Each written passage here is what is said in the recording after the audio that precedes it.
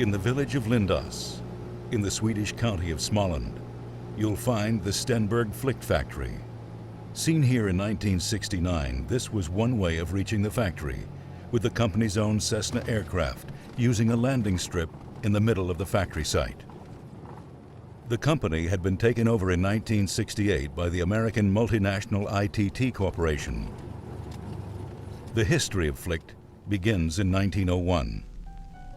Since the 19th century, this thriving little community in the county of Småland had been developing a range of industrial activities along the Lyckeby River rapids.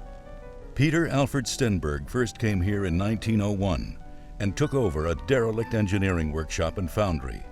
The factory made molds for the glass industry of Småland as well as a wide variety of iron products and castings. In 1922, Hilding Flygt, a 57-year-old engineer, set up the Flygt Pump Company in Stockholm. By 1929, he was looking for a factory with a foundry that could be used for producing his central heating pumps.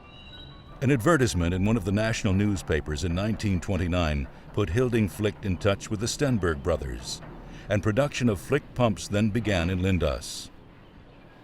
In 1938, the workshop floor area had been extended by 600 square meters. The factory ran at full capacity during the Second World War.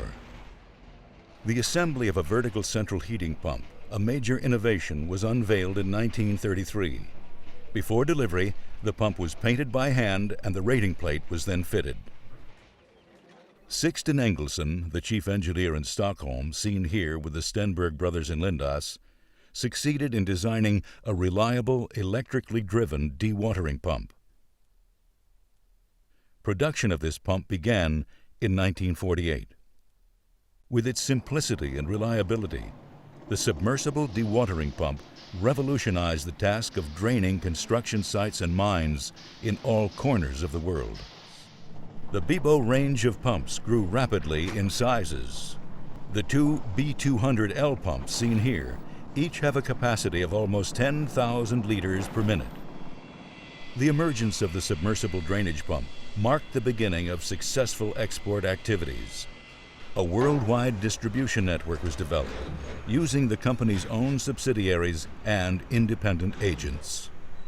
The growing need for efficient sewage pumping in cities and communities led to the development of the submersible sewage pump.